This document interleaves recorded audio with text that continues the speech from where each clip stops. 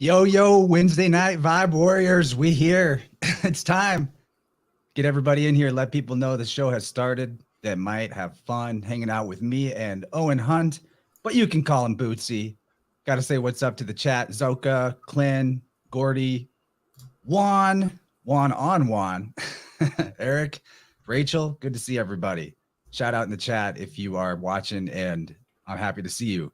Blue Collar Mystics, that must be Bootsy. That's your YouTube handle. Thanks for reminding me.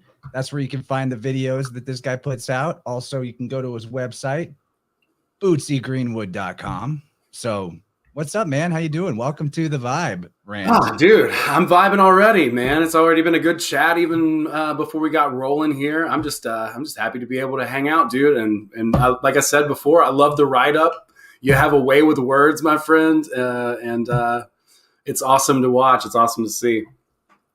Hey, thanks, dude. I imagine that you have a way with words too, because you do comedy and you also you narrate audiobooks, which I think is awesome. That's something I'm starting to dip my toes into. I've only completed one, but you put them out for free and you do like classic stuff. That's a cool place to start, but maybe we should also just let you introduce all of the various fingers that you have your pies in.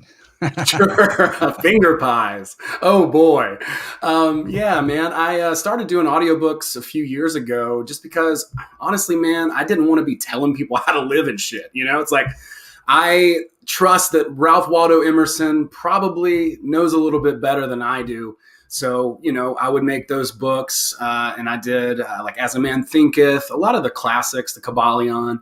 And then I did a more modern one called Reality Transurfing that got a lot of traction a couple years ago, which I think is an awesome book as well. So it was a great way to get started. And, you know, at the time, there were a lot of people out there who were kind of like talking about some of those principles. It's like a quantum kind of book.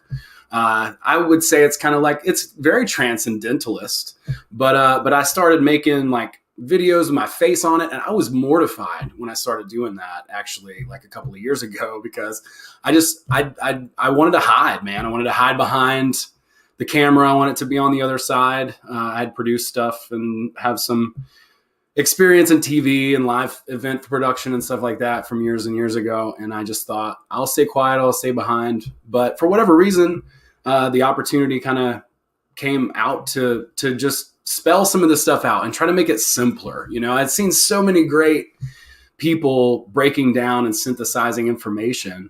And it's something that I wanted to be able to offer to people as well. So I started doing that. And then that's kind of the nature of the beginning of my YouTube channel. And then what's now Blue Collar Mystics. So that's the name of your show. Is that not the same as Bootsy Greencast though? I think that's what I was on. That is, I did a little bit of a rebrand the first of the year because I wanted to open it up. Smart. Yeah, I thought it's been a name that I've been sitting on for a while, and I really do love the name. But I want to expand it to everybody. You know, again, like I didn't want to be like that guru telling you what to do or how to live, which is, you know, that's very like projecty of me at the time, but that's kind of the way that I viewed things. You know, it was like, I don't want to be this type of person. And again, look at what I'm viewing, like what I don't want. And, you know, I've come a long way ever since. Like I don't have to look far back to cringe, but you know, even the further back, yeah, this week, but like, like last night on stage, but yeah, but it's part of that process of just like opening up, I think, and, you know, allowing yourself to offer the gifts that you have, you know, because I think I do have a good ability to make things simple. And that's the heart of it. It's like, I want to take this crazy esoteric concept and bring it down to earth and make it really practical and usable and simple so that all that stigma and weirdness around it can just kind of go the fuck away. And, you know, someone who is just like, whether you go to church every Sunday and you're kind of a religious type of person, or if you're completely open and you hate, you know, organized religion or whatever, no matter what your view is, I want to be able to present spiritual, practical, you know, information and insight in a way that's not threatening to whatever paradigm that it is. You know, that should be consumable and pretty easy to implement, you know, like whatever that is. So it doesn't feel witchy, or if it doesn't feel, too quantum or manifesty or new agey or whatever. And I'm kind of a sarcastic person anyway. So like a lot of the buzzwords and things like that, like 12D mantis people and connecting with the Galactic Federation, that shit's funny. And it deserves to be clowned on a little bit, and even if there's things that I believe in, like channeling, for instance, I wouldn't just put my stock in just any person who claims that they channel information, but it is a very real phenomenon. It is something that happens. There's a lot there's not the same thing going on with one channeler and another. There's a huge range of possibilities and potentials and risks too. So you don't, I just want to throw that out there. No. There's a lot that you said. I guess now that I stole the mic, No. I'll also say that I love what you're talking about, bringing the esoteric into a down-to-earth, grounded, easy to understand way of explaining it, because if it's true, it should be self-evident, because nature equals truth and nature is self-evident everywhere. Absolutely. Yeah. I mean, I think that's really what it is. For me, I was surprised to learn that my heart could want something and my mind could also enjoy that thing too, or they could align, right? Like, to me, for whatever reason, I lived in a state of cognitive dissonance all my life. Ashtar Galactic Command. What's up, Juan? That's hilarious. But like, I really had lived in such a state of not being congruent to myself, of not living an authentic life, of like having this noise and social pressure and all these influencing factors over here. And then really my heart like wanted to do what it wanted to do. And so this conflict was always happening, all around me all the time. And until I kind of dipped my toe in spiritual literature and start to understand I could have both, it didn't really dawn on me. So I was chasing my heart, but trying to like make it fit into a box for years and years and years and years. And I couldn't do that. But ultimately, once I kind of like let go and learned that these two forces, this duality, can work together, then things started to open up a little bit, and things started to make a little bit more sense. So I think that opens up to, and one thing that I want to touch on tonight too, is because I don't know if people are having creative kind of difficulties, if that's like in the stars right now, but it's been something that's been a little bit challenging for me, and the process itself of germination of nature, like you're saying, like everything really that we're talking about is self-evident. It's already true within us, and letting our mind pick up on that and see the processes at work, identifying the phenomenon, it's huge, and that's what really was pushing me to kind of start sharing this information. Like, oh shit, guys, hey, we can actually like what we're doing and, and do it, feel good about it. It can be a positive thing. It doesn't have to be some like social, construct or fit into some mechanistic box of, like all of these preconceptions about how we think life is supposed to be or how we're told. We can actually enjoy it, and we can open up into our purpose and really have a reason for being.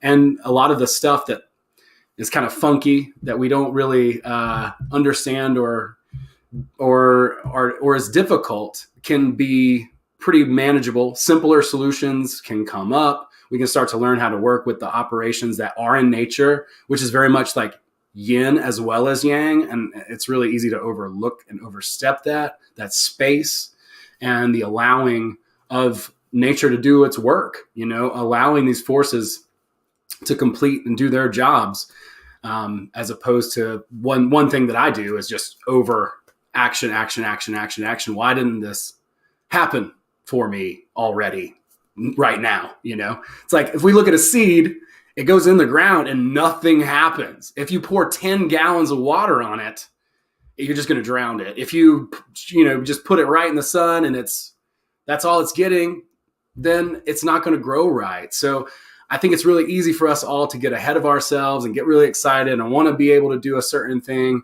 But I think it's also really powerful if we can like relax, rest into that process, know that it's working. And then at that point, there's not a big rush. And I think we often see results a little bit more quickly and with much less effort. So I don't know, I guess it was a bit of a tirade, but It was a Vibe Rant, bro. Yes. I love it. I like everything that you're talking about there because when it comes to that germination part of the process, just like the manifestation mystery of life, how does thought become reality? Well, yeah, action's a part of it, but you also have to give the space for the act of God or whatever you want to call it, for synchronicity to step in and realize for yourself that everything's going to happen in divine timing. It always does and it always has. So if it's not happening and you're trying to force it, then you're not going to enjoy yourself anymore by continuing to try to force it. You're going to just reinforce the perspective that you're in lack. And that's a trick, because it's a tricky thing because we want to keep we're definitely in the action oriented, fully left brain type of society. And it's good. It's good to do the thing, but it's also important, especially like in the wintertime, to take a break. Yeah. Relaxation, meditation is just like a hack. And that's an action that we can get our left brain super go mind to be like, okay, I'm doing something about my need to relax. Right. It's kind of ironic when you think about it. It is. It's like trying to force yourself to go to sleep. Like, I'm going to relax. Like, it's like, what you resist, man. But yeah, I mean, it's so easy to get like kind of lost into that, and to also see the reflection in the mirror as the object in the mirror. And that's not the case. There's, there's a lot of different metaphors when it comes to this, but like if we fix the image, if we adjust our image in the mirror, then the reflection will change. And very often we're like, pardon the old tired metaphor, but it still works. The allegory of the cave wall, the shadows, we're pushing on this material, action, action, action, trying to get this thing to work. And so we're trying to force the world to do this thing. And very often it actually just makes things more problematic. It just makes more problems and creates more resistance as a result of pushing, when we could actually take a step back and be a little bit more of an observer. And then at that point in time, it becomes a little bit easier and there's less stress to figure out what the right thing is. I'll give an example. Last weekend, and I don't know how was even possible, but Sam Tripoli, I know a lot of folks probably look up to him. Hilarious comic. Like, I was blown away at his set. Was performing in Jefferson, Georgia. Jefferson, Georgia is 20 minutes from my house. I don't know how they booked this show. I do know how. I find out how they booked the show, and it's kind of this fluky synchronicity. But I meet a friend of mine who was at Contact at the Cabin, my friend Laura. We're talking, having a great time. It's great to catch up with her. And then we see Sam's set. Hilarious. His opener too was very, very, very funny. Zane Hellberg, awesome comedian. And they were both great. So I go and talk to Sam afterward. I'm like, how you doing, whatever. And then he asked me to host the second show.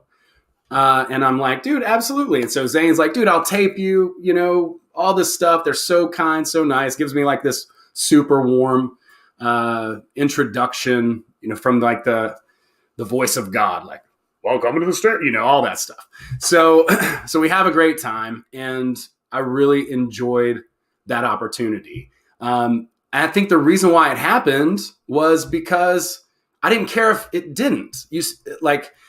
I went there. I was happy to see Sam, happy to meet him, support his work. What can I do for the show? Can I help, take pictures? Can I help arrange chairs, whatever, like fold up a table, whatever that is, and try to do those things.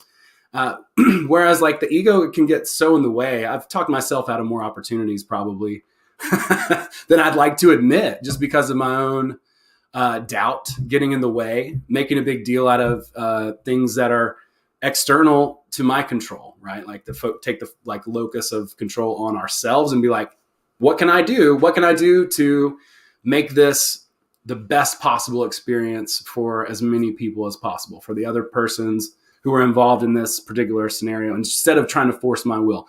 If I would have gone up and been like, yo, dude, can I host? It would have been like, maybe I would have gotten the opportunity, but it would have been weird. And it wouldn't have been as smooth, fluid, organic. And that wasn't my goal, but but I did think about it. Like, And the excitement of the surprise wouldn't be there either. That's a exactly. big part of it. The Dude, I'm present finding moment is a present. Yeah, dude, what's so great? The universe is the best at throwing surprise parties. That's what I've learned, over the past 3 years specifically. People talk a lot about specificity and manifestation. I think that has more to do with feeling than it does specific, concrete things, results out here. And I think when you can tune into that specific frequency, broadcast that to the mirror, then in time it reflects like that. But there's a little bit of a delay, but I think when it comes down to that whole like manifestation thing, if I would have tried to force what I thought should happen into this box, I would have only gotten in my way and made a huge mess. And then there would have been opportunities that I would have missed that I didn't even know were possibilities, like being able to host that show or going on and being on the Impractical Jokers cruise. I didn't even know that was a thing, and one day I was just goofing around. I sent my friend to Marco Polo. He's like, hey, dude, you want to go onto the Caribbean for like 3 months? And I was like, sure. This was a couple of years ago. And wind up having the opportunity to do that. If it was left up to me, I'd be like, well, I'll just sleep in my van or whatever, Like, my goals might be here. But what I think what the universe will have for us is something so custom, ordered, so tailored just for you. If you can be patient, do the work, right? Like keep staying consistent through that germination phase, but allow the germination phase to be there, with a grateful attitude, with optimism, even when it gets bumpy, but just continuing to just move through that. Sometimes plant seeds everywhere and keep moving. Yeah. Keep trudging, man. Sometimes it's murky. You got to put on the waders and just get through that stuff. But you can do it and just continue to do it. And I think one thing too, where I want to encourage people is like, I don't think a lot of people see all the work that people do before they get to some point where they can look up to them. It's like the amount of work that it takes to get to a certain place, whatever that is, whoever that you look up to. We all have our mentors and people that we admire and appreciate their work. We don't see it, man. Like how much freaking work that is. Comedy, for instance, is such a grind. People will do that for 10 years, going and just doing open mics in alleys, and driving. I drove to Atlanta to do 2 minutes, it's like that. I was 3 hours in the car to do 2 minutes and I didn't even finish my 2 minutes. It was one of those nights, but you do that over and over and over and over and over again. There's a whole drawer full of notebooks, just full of morning pages of just crap that I've written. Most of it's completely worthless. There may be a gem or two in there at some point. Maybe I'll go through, but it's just showing up and going through and going through and going through. And eventually I think that if you can just stay consistent, then the universe will be like, all right, here you go. This is custom tailored for you. This is your thing. This is InnerVerse or Vibe Rant. Like this is, and it feels like shit. This is like my thing, like I said, the blue collar mystics thing, it does feel that way to me. Like I do feel like, hey, let's figure out what's going on with your plumbing. We'll just show up with like a tool belt full of crystals. We'll be all right, and we'll fix the leak. We'll get this problem solved. Like the practical wisdom of the like older man. You know what I mean? Like the guy who comes in, Mr. Fix It. Like the simple wisdom, the keep it simple, stupid method. Like all those things, and the mix of it too is funny too. Like I'm obviously using that in my act at this point, and using some different analogies with that, like and having fun with it because it expands beyond just comedy or just teaching self-help or whatever that is, and it leads to collaboration with yourself. People like Admiral Hits, the Sonic Portal guy, who's a friend of mine, we both know, and many other amazing people who are in the Alt Media United community. I mean, it's pretty nuts what's kind of starting to, it's a bit of a powder keg at the moment, I think. Man, I love all the stuff you just said. I got a lot of thoughts about it. Let's see if I can track them into an order that works out. So we'll see how the flow goes. But damn, dude, the idea of blue collar mystics is actually kind of cool because we've really lost the whole concept of the well informed and aptitudes of the divine masculine to just fix shit.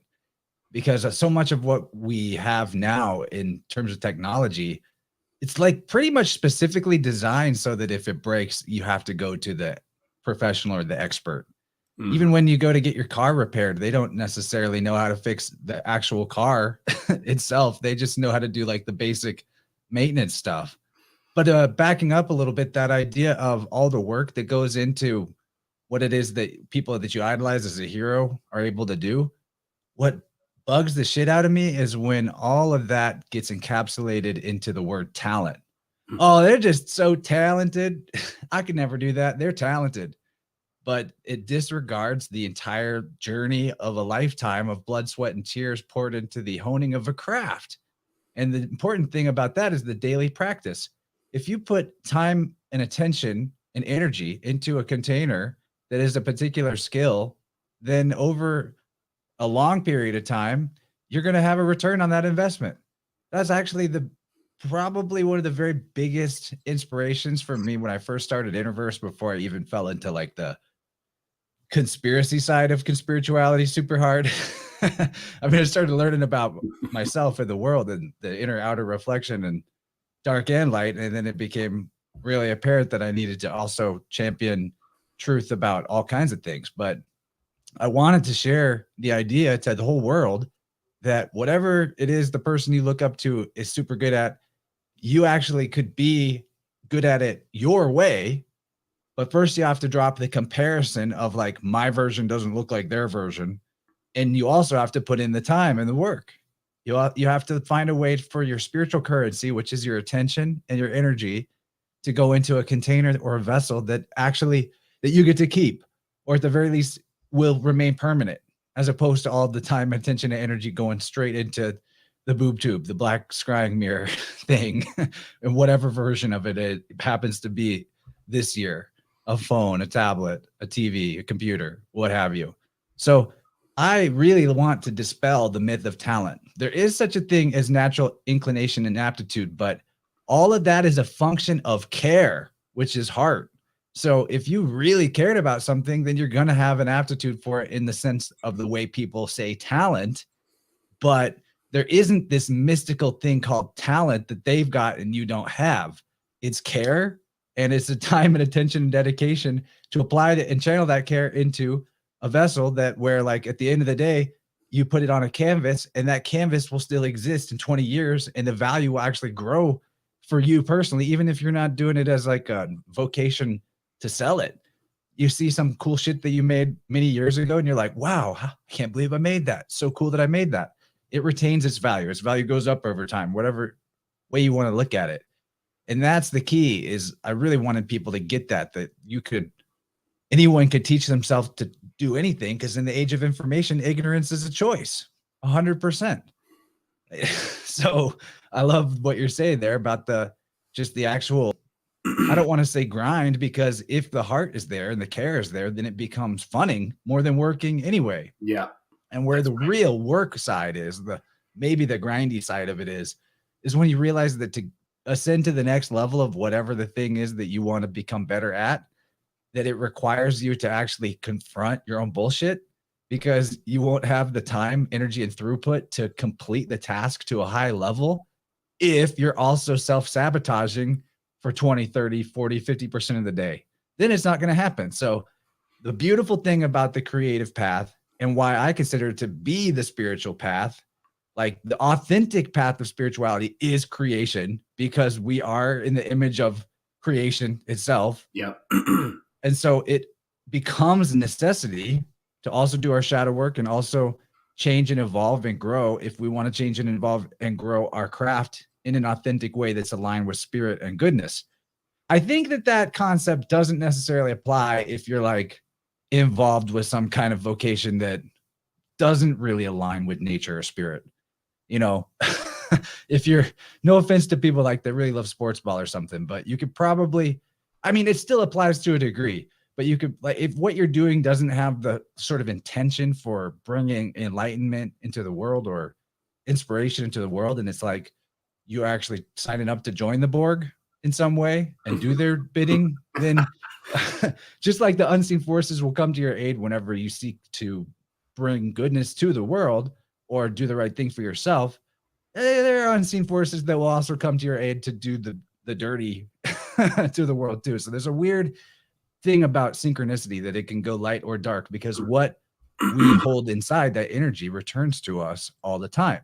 So when we're on that flow of sort of like that downward spiral flow of, it's not working, I have this expectation, it's not being met, I'm not stoked because of it, we're always in synchronicity. Synchronicity is perpetual, but the way that synchronicity then appears to us is as a vibrational match to our lack. So the key is to stay in the excitement bubble however you can. And yeah, I saw this actually with a client not long ago, this whole dynamic of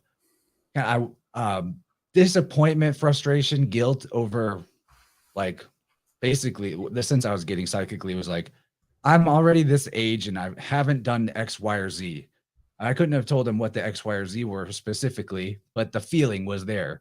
And then this was basically like to avoid the sense of actual guilt, frustration, and identity crisis. It was blocking off the lower chakras pretty strong, especially the root and the sacral. So that energy was then having to get rerouted up, and it was a super overcharged throat chakra, which when we get a super overcharged throat chakra, it comes out as like super chattery monkey mind anxiety. But really that anxiety was just like the way that anger is often sadness that's just coming out in a different way because we don't want to face the sadness. Kind of a similar thing. This anxiety and chatter energy was coming through in the form of this throat chakra because of the fact that didn't want to confront it in the root, in the identity. But yeah, I mean, the sound healing process is kind of like a blue collar thing in the same way, because it's like, I call it aura technician, because there's like a methodology to it. And it's actually really simple. Honestly, it's really simple and consistent. It seems like I've got all these psychic abilities whenever I come out and I'm like, okay, this and this is happening, but it's pretty methodical. I think anybody can learn it.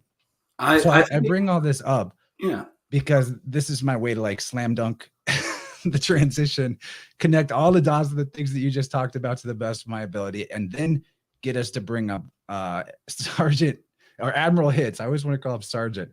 This dude, I'll tell like my experiences with him, but I want to know more, because like we just found out before we were on the air in the green room that we have a mutual friend who is definitely into the sound healing world and quite a character. I kind of want to see if I can like find pictures on like Facebook or something to throw up. Yeah, dude. Yeah, check out some photos. He's got some stuff on Instagram as well at Sonic Portal.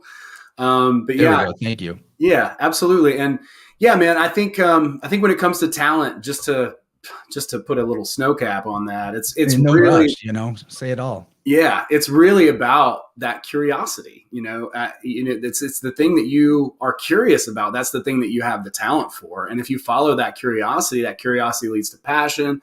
That passion leads to purpose, and then that purpose leads to abundance, and ultimately, being able to transfer those skills and use your story to leverage to help other people get ahead more quickly. Let's get 500 likes. Yeah, share this stuff out, folks, if you can. You're our only marketing team. And sure as hell the social media algorithm isn't going to help us out with that. It doesn't help us out very much either. We keep losing subscribers and shit. It's hilarious. I know. I'll gain 5, lose 2, or lose 3. It's so wild. It's pretty funny, but no, thanks everybody for hanging out. You can do anything that you want to do. That's the truth of it. And we have the tools and the ability now to leverage. You can use the Trivium method of critical thinking and many other tools to learn, and just leverage that, because like there's really nothing that is withheld from us now. It's just a matter of us, actually taking the time to pursue that and giving yourself the gift of that time. Coming from me, who's like I'm a type 2 on the Enneagram. I don't know if that means much to anybody, but I'm very much like a nurturer. It's easy for me to basically box myself out and not give myself the time and attention that I personally kind of need to develop in favor of other people if I'm not careful. So know that about myself. And no matter what your personality type is or what you're like, giving yourself the gift of that time to reflect, do some journaling, ask yourself some questions, buddy, I started journaling late last year and I've managed to keep up with it. It's really cool. It's something that I do every single day. I do morning pages from The Artist's Way. And one of the things that she says in that book that's super aligned with what you just said is like, we're all creators, and the creator doesn't make just one marigold, it makes fields of them. You know what I'm saying? So that's what we're here to do. We're here to proliferate and create. And even the things that we don't have to share it all. This is a big takeaway that I got. It's like, I don't have to share it. I could have 10 masterpieces that nobody ever sees that is just between me and the creative force, but learning to trust that creative force. That's what we're here to do. And it's not always easy, this germination process, getting these sort of negative experiences, they appear to be at the time, are the things that make us go back to the drawing board, go back to first principles, start asking questions. And really, that's what makes our development go. That's the thing that people perceive as talent, but it's not talent. It's what is that quote? It's like, genius is as common as whatever, but it's persistence. Persistence is the thing. And that's truly what it's all about. Like if you keep going back to the drawing board over and over and over and over again, time and time again, eventually you're going to be able to find your own way to do that thing. And you're not going to be comparing yourself like you're talking about. Because if we compare ourselves directly to somebody else, it's like, that's just being a parody. That's not good. You don't want to be that. But if you can learn that skill, whatever that is, and develop your own way, like you have a talent, a skill that for doing what you do, and you're like, well, it's very pragmatic. I think people can learn to do it. That's true, but it's specific to you. That was something that you took to. You had an affinity for, a feel for. It was something that sparked your curiosity. You became passionate about it, and I think it's beautiful. I think it's real. Like the first time I saw your work, I was like, damn, this kid is talented. That was the first word that I said. I was like, this kid is talented. And, if I was going to try to be like somebody else, that would be threatening to me. Right. Like I would be like, oh, well, I have to, it's like so much marketing. They're like, well, what did they do? Just copy what they did. And I'm like, bro, I'm not doing that. You know what I'm saying? Like, absolutely not. I don't know what I'm going to do yet, but it's definitely not what you said. You know what I'm saying? But that's the funny thing about it too, is like shifting into our own lane. And one person who's really good at that is our friend at Sonic Portal, my friend James Thomas. Also, he's a regular on the Blue Collar Mystics podcast. I gotta check that out. Can I pause you on this real quick? Yeah, for sure, man. Because I don't want to get too far away from the subject matter, because we got a voicemail from Gordy. Oh, good. Not a super long one, so let me get that queued up here. It's basically ready to go. I just had to activate screen share. And then I didn't even know that Homeboy was on your show. I'm definitely going to check those episodes out. Okay, so Gordy sent us close to a minute of something, so let's see what he got for us. Cool. And if for some reason you can't hear it, Bootsy, give me the thumbs up or thumbs down if you can. I'm sure you will be able to, but just in case. All right. Okay, baby, this is for Bootsy. This is Gordy. I'm calling in regards to the spirituality, conspiracy versus conspiracy, whatever, chicken egg thing about what came first for you personally. Was it the spirituality or the conspiracy, or was it a knowing of spirituality that led you to conspiracy?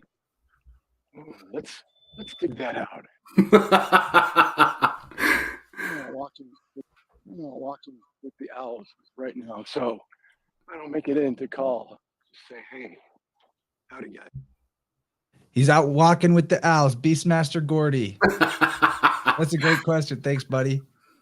Yeah, it is, man. Thanks, Gordy. Great to hear from you, man. Glad you're hanging out. For me, it was conspiracy first. I grew up in the church, so I had this exposure to some really weird mystical things in the Pentecostal church when I was in high school. So This sounds like a story. yeah. And so that was, I guess, I don't know, like we grew up always Christian or whatever, but then I got into conspiracy pretty hard, like right around 2012. I discovered a lot of things. Like I started reading a lot of, there was YouTube, that back in the good old, the heyday of YouTube, conspiracy documentaries, people making crazy, little things in their basement. So I kind of went down the YouTube rabbit hole, started reading 1984, started reading Brave New World and those types of books. And so for me, the dystopian sort of narrative it pulled the rug right out from under me at that time. And I went into a pretty dark depression. I definitely hit a dark night of the soul. And I think that's why coming out on the other side, eventually I was so depressed that I had to do something.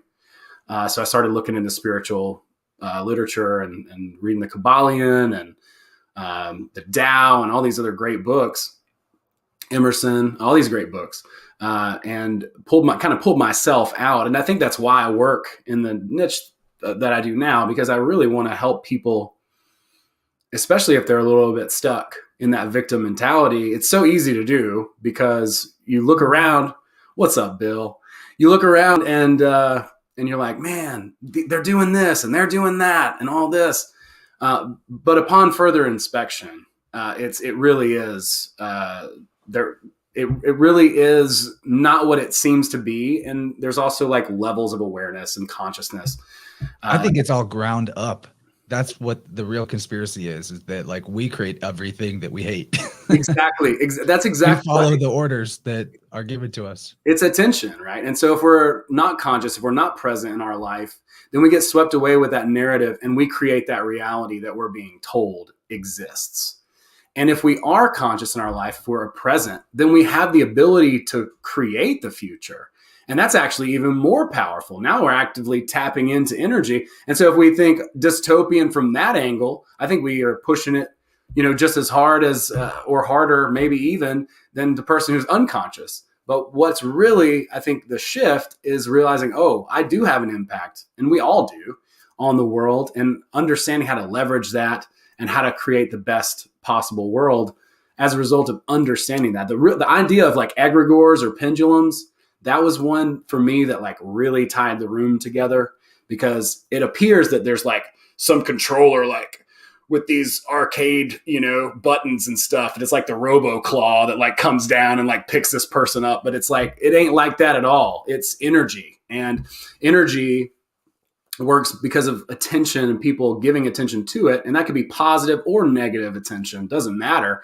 Whatever that energy is that's prevalent, that has momentum, if people fight it, then they're actively adding to it, frankly. It's like if people would have just laughed Donald Trump to scorn in 2016, like he would have never been able to be the president, because people were so angry and in such an uproar that just fueled the fire all the more.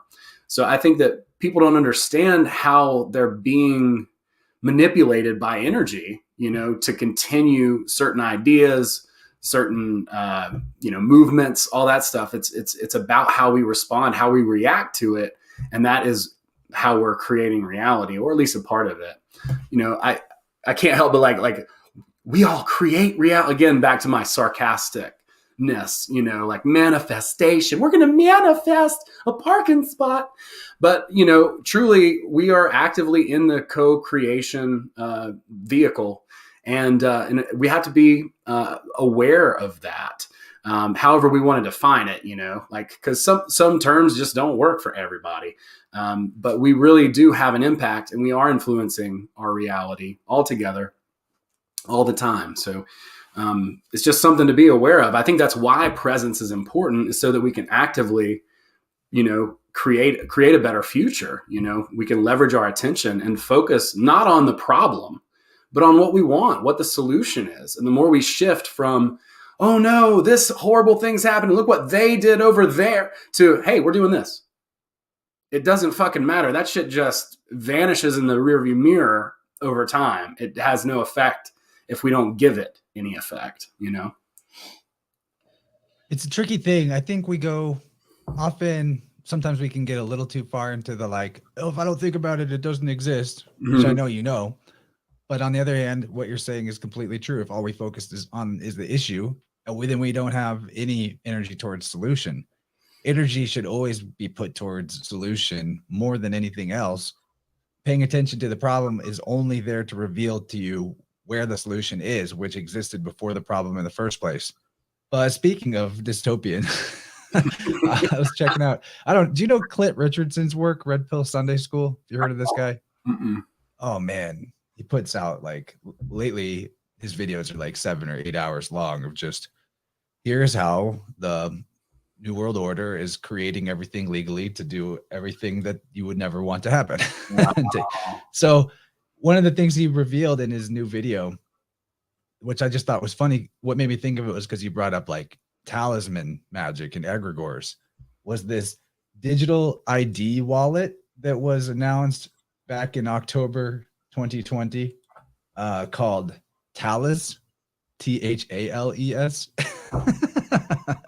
It's like it's supposed to be a digital ID wallet representing the next generation of mobile ID, creating a secure smartphone-based home for all the owner's digital identity credentials. And it just makes me laugh that, I almost tempted to play this 3-minute video that they put out, like introducing it, where they give you a college student who's like basically their entire life revolves around using this QR code generating thing to protect and ensure their ID is always exactly what it should be.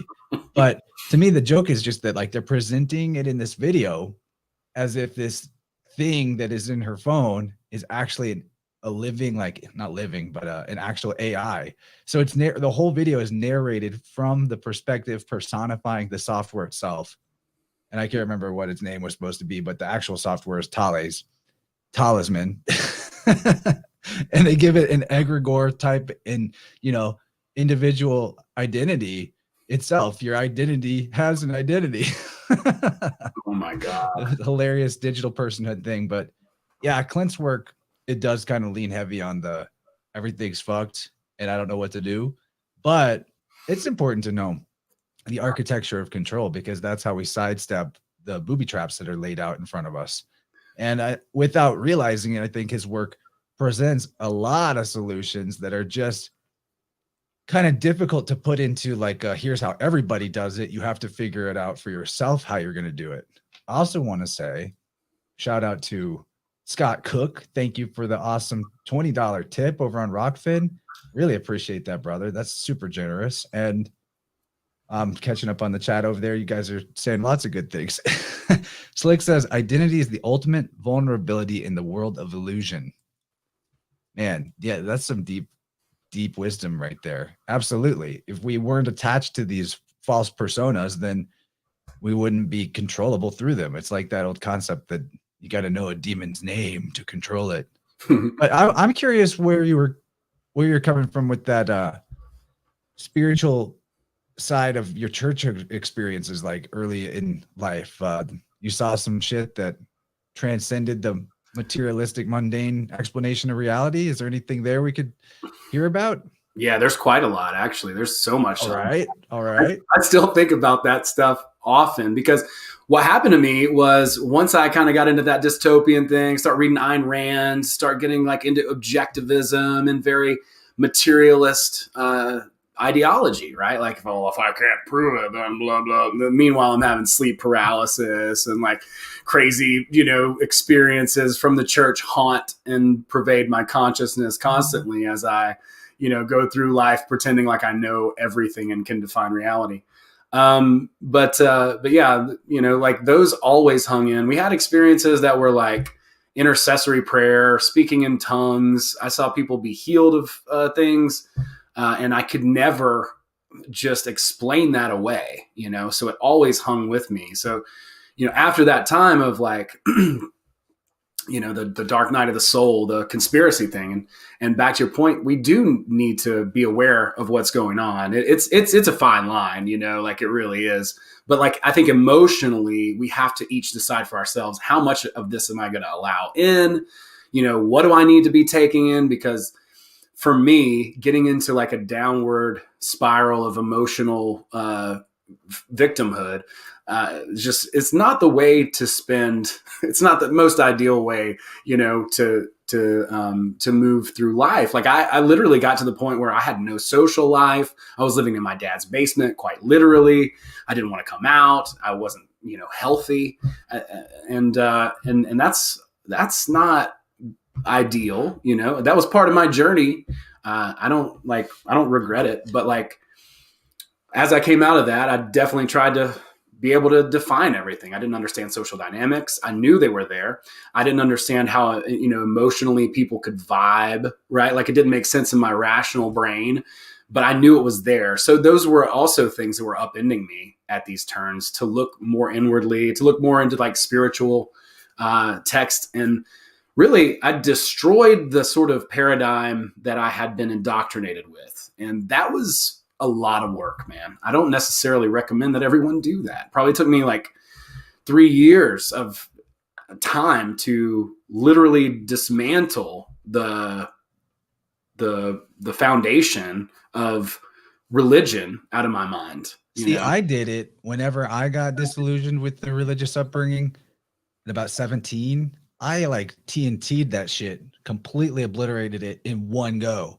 And then pendulum swung way too far towards like the atheism, nothing matters, nihilism side. And I didn't understand that was also very much in line with why my health just plummeted in my early adulthood. Like between 18 and 21, I was in the worst health I've ever been in.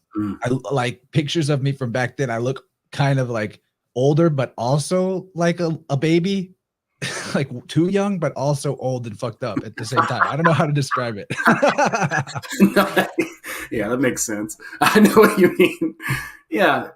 I can kind of relate to that. Like it definitely swung hard. I was reactionary about it, and I think that's why it took me even longer, because I was in denial. I was like, no, it can't be, so I pushed so far away, and I just had to continue to dig down, and really, and partially because, and this might be why it took me a little bit longer. My mom is a devout Christian. So I would try and convince her. She would try and convince me. Meanwhile, what are we doing but digging deeper, deeper holes of our own belief? As soon as you argue with somebody like that, all you really do is reemphasize your position more and more and more and more, and they do sort of likewise. There's a proper way to talk about things, but the way that we would argue about it and the passion, it would just basically push us both further into our own belief systems at that time. I'm lucky to have a mom where, though she's a devout Christian, though she takes it like historical when it comes to the Bible, and I don't agree with that we can have conversations about Christian concepts and about biblical concepts, and that we can both be at peace with the fact that we're in the same place in terms of how these type of ideas orient us towards the world, which is the, love yourself and love everybody thing. So I'm cool if you want to take it historically and that's your thing. If you're actually, like my mom does, living from the imperative of charity, but she's like the most charitable person ever. She, to a fault, actually, she goes too far with it. So that's and that's a difficult thing to breach in terms of subject matter. Like, that your religion is actually programming you to be self-sacrificing, right? Because your Messiah thing complex is all about the best guy ever, let the crowd kill him. And it's like, how do you get it into people's head that this very idea leads to communism, leads to, a cowpoke in every arm? I did it for everybody else. My face diaper protects you.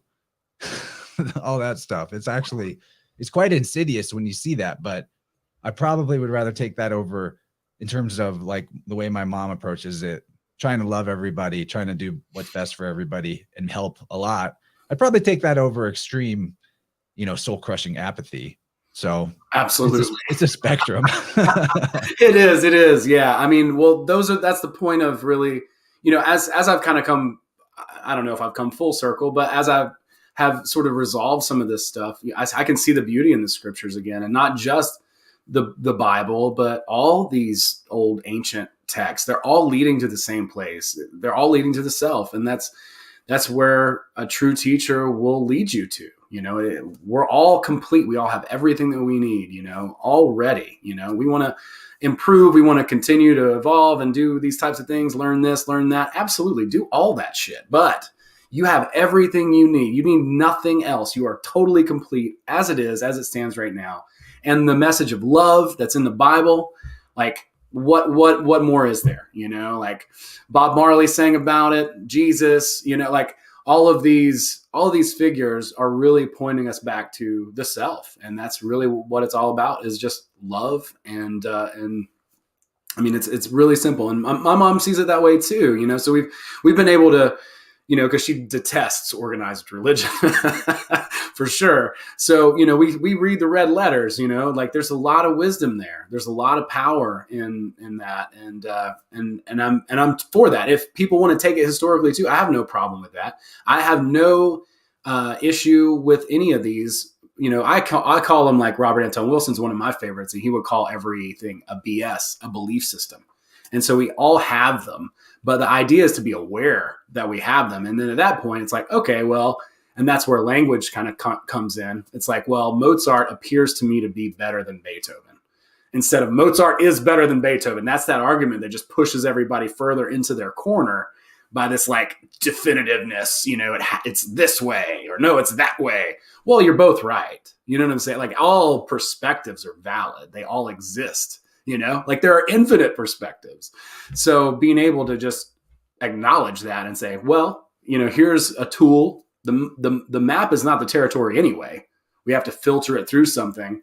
We have to figure out how we're going to judge reality and based on what, and nobody can tell you what it is. You know what I mean? So, like whatever, like I have this belief system. I can test it out. I can try the world through this lens. I can try the world through another lens. And ultimately, each one of us, we're building our reality tunnel, is what Robert Anton Wilson would call it. Vadim would call it your layer of the world. And they're all intertwined. They're all, part of that larger picture, as we decide and choose like what our reality is going to be. Right. It's the BS is a big filtration system. And really, it's all filters and many layers of filters applied to the wholeness aspect of nature, which is the capital S self, the infinite pleroma, endless, eternal white light of, and I wouldn't even say white light, just the all that is undifferentiable from anything, because it is everything. And so because that supreme being, and I don't mean like a being that we would say as a character, but I mean supreme being itself, like the eternal, self-existing, self-evident essence of being, that is the big self. We are all being in that sense. We are all the supreme being. And I don't mean that in like, you get accused of like, oh, you're Luciferian if you think that, you think that you're better than God. And I'm like, no, I'm saying that we all have the divine spark, and it's the same I am in all of us. And that is the I am that is described in the Bible. And like Jen Bruce said in the Rockfin chat, great comment, you got to put your life best on before assisting others.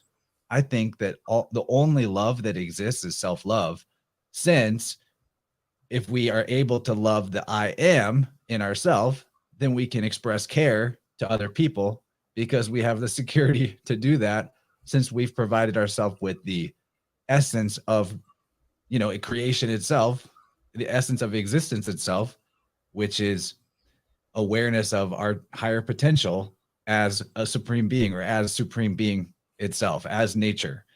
The love is the recognition of potential. Fear is the constriction down to a single desired or seemingly necessary outcome. It won't be okay unless it's this way. Love is just like, do whatever, man. It's all going to be fine. All is Brahman, man. Yeah, buddy. Yeah. So, right. So I think all love is self-love. It starts there and it ends there. And then what we do for other people is we either express care or we don't. But we get that confused and think like, you got to love them over yourself, and you can't even do that.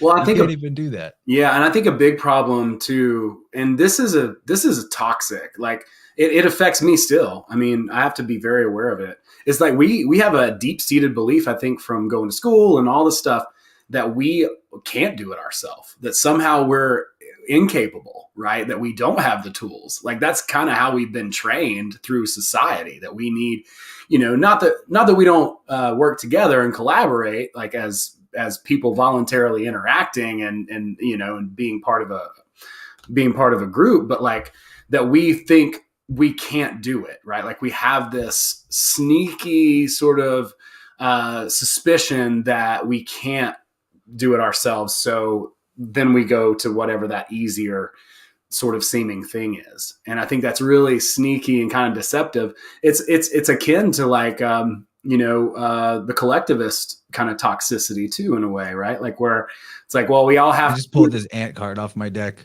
The ant colony.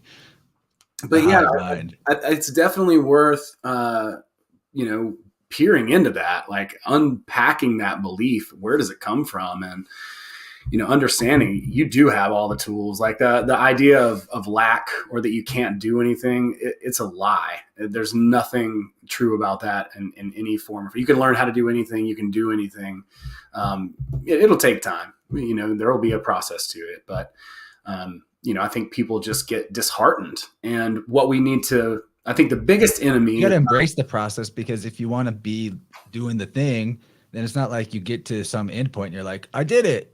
No, if you want to be an artist, whatever type, then you're in the perpetual liminal space of in between the beginning and the end, which is the present moment, the only place that existed anyway. So you want to embrace the in between and be like, I'm never fully realized in that sense. I'm never fully mastering this craft. There's always a next level. There's always going to be someone that runs a 100-meter dash faster, whatever. Yeah, absolutely. There is. And we have to learn how to do it our way. And it's not easy because there's nobody can tell you how to do it your way. You have to try it. You try the fundamentals and do those types of things until you kind of get a hang of it. And then you can figure out your own process. But then it will start to illuminate for you. Like you'll get a little piece. You'll get a little breadcrumb. And then you'll start to begin to build your own process. And then once you can build your own process, it's akin to be able to make fire. Now you can make fire. Now you take your skill to make fire, and then you can make fire on demand. And so that's just part of following, I think, back to that curiosity, like that initial talent that really is, that's your curiosity is there to show you where your talents are, where the things are that you want to learn, that you have the capacity to learn, that you have the motivation within yourself to learn and to be able to contribute.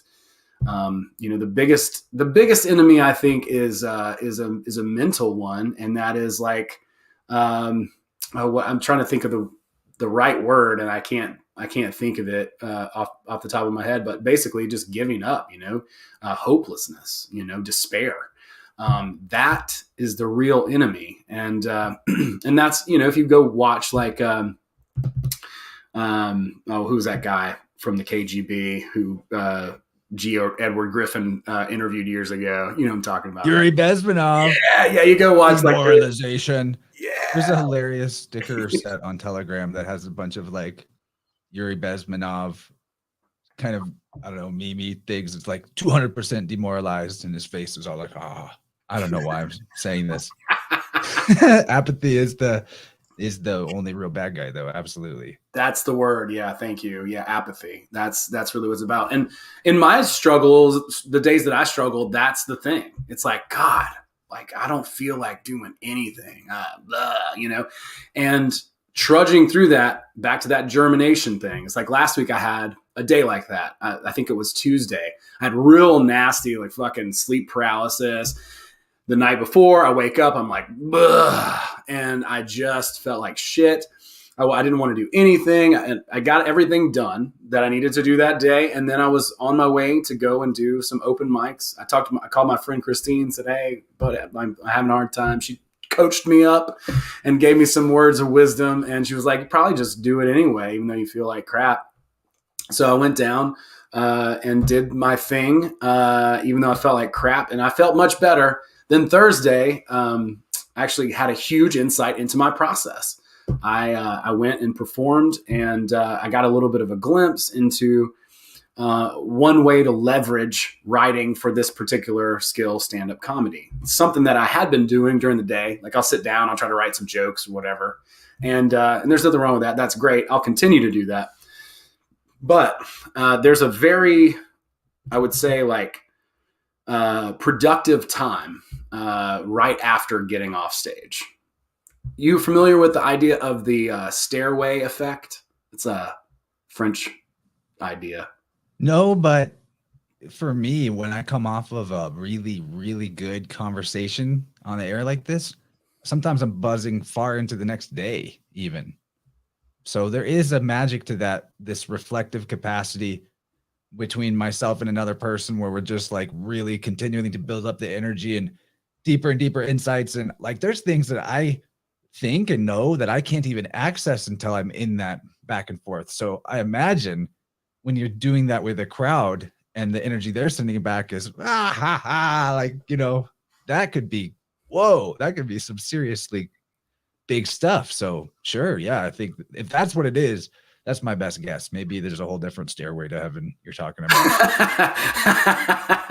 Yeah, no, there's definitely that. You do come off like, especially if you do well. There's a couple ways, like, because like bombing is like basically being rejected by every girlfriend that you ever had again, you know.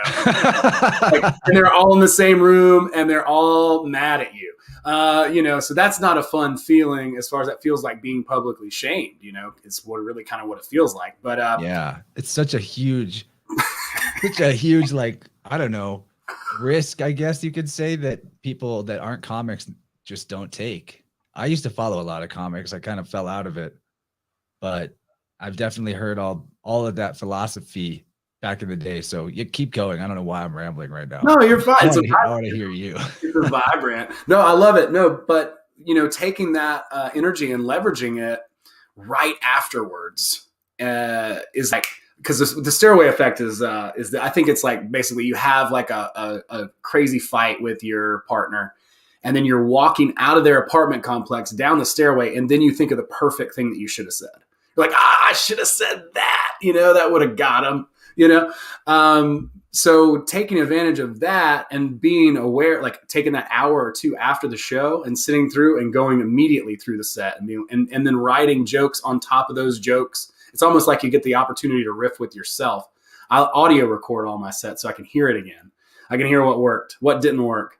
Oh, I should have done that this way. Oh, I should have. And if I do it right after, then I think the feedback's fresh, and I'm still in that sort of state. Because as a comic, it's weird. I feel like I was a funnier person naturally before I started doing comedy. Because like a comedian, you got to memorize all this stuff, jam it into the left side of your brain, remember it all when you go on stage, and you walk around tense kind of all day with this thing that you're going to deliver later. And then you do it. And at that point, the tension's gone. So now you've said the things that you were going to say, your most secret thoughts or whatever. And you take that and you've completely quashed all that nervous energy. So it's almost like, oh, I get another run. And a lot of comedians will do this. There's not as many opportunities in Atlanta, for instance, to do like multiple mics back to back. But a lot of comedians, like let's say if they're in New York or LA, they'll do like 5 different, you know, comedy performances in a day or whatever. So every single one, they're sort of leveraging the last and they're getting more into a flow and getting more comfortable with it. So it sounds like it'd be like super addictive energy. It can be. I mean, it's something that you got to hang with though, that germination process, because I've done a lot of different types of performing and things like that. And I felt like it was something that I was relatively natural at, but I will say that comedy is its own challenge. I'll just say that. Doing stand-up, because like we did improv for years, I did music for a long time, and so I'm relatively comfortable on stage. But when you go up there, it's like Jerry Seinfeld says, it's like when you go up there, you see this guy who's just like telling a funny story. You're like, I could do that. But when you go up there, it is a cold, dead brick wall of nothing. Like they're not giving you anything, and you've got to start with, you've got to bring all the energy, right? Like, so it's a little bit challenging, but I think that's why I like it. You know what I mean? Like if it didn't have that, if if it wasn't difficult, then it would be, you would get bored doing it. It has to be that perfect sort of balance in the flow state of challenging but fun. You're getting something out of it, but it's not like so easy that it's not entertaining to you to continue to play that game. All right. How about for the next 45 minutes, just hit us with your best crushers. I won't say a word. Go. Well, let's talk about taints. All right. Here we go. Hey, welcome, co-host Gabriel. Hey, fellas, what's happening? Hey, Gabriel. How you doing, man? Man, your work is awesome. I've been watching quite a bit of it. I've seen a few of your videos, and I'm prolific, ain't he? super. Yeah, he's incredibly cool. Oh, that's so cool. That's great. He wakes up with the stairway effect, but about the occult. Right. Yeah, man. Making Nice. really, really cool discoveries, connections, and yeah, I love what you guys are doing with Weaving Spiders too. It's amazing. That's great. Glad you like it. Real glad. I was thinking about the word comedian. It's interesting because it has that word comer, which is to eat. And it's almost like, it's so vulnerable that it's almost like you are offering yourself up to be consumed, But if they like what you're offering, there's like this inherent wellspring of growth that you can just give and give and give, and you can actually leave with more than you came in with if the relationship vibes right. It's like what the psychic vampire uses subterfuge to steal, but you're like receiving a gift instead as the comic, and you gave them a gift too. It's because you create this positive feedback loop. They're getting their energy built up through laughter, which is a massive like cleansing and clearing thing for chakras and like bringing you up to a higher level of vibratory clarity or whatever. I had a teacher that said you should laugh 7.5 times a day. And then we'd all laugh at like, how do you do half a laugh? So we get one in right there. Nice. That sounds like a low standard to me, Well, that was like the bare minimum to be healthy enough to survive even. That makes sense. It is a low standard in the age of the internet. It is. Yeah. With the cat memes. Oh my God. No doubt. Yeah. It's it's an amazing thing. Like the gift of, it's confusing and confounding too, because funny always wins. You could, and I've been clowned on shit that I wish I wouldn't have been, by other comics, like points that I'm like, damn it, but I have the logical argument here, but funny still is subversive. And so, you look, whoever has the last word little quip, they look like they won that little battle, whatever that thing is. So it's a really amazing gift to, people who are able to do that. And it's something that, like, back to that talent thing, it's like, it takes time, it's gotta be something that you are willing to put, the effort and sacrifice the things that need to be sacrificed in order to be able to do that. I know most of my friends are way funnier than I am, but the majority of them are not going to go on stage and talk about their butthole. They're just not going to do it. Yeah, that's great. I love that. It seems like we've found the anti-vampire. The comedian is like the anti-vampire. Dude, it kills the vampire whenever they get the truth about them revealed in a funny way. That's like the real garlic. That's great. I love that. Yeah, that is. And the comedians too can tell the truth, or the jester is the only one who's allowed to tell the truth to the king or whatever and not get his head chopped off, right? Yeah. They say that with the allegory of the cave too. Like, if you're not funny when you come back in there, then they're going to kill you, Oh man, that is really good. That's interesting. You've mentioned the allegory of the cave a couple times, and you mentioned the Enneagram, that you're a number 2 on the Enneagram. I had a huge epiphany when I was studying the Enneagram.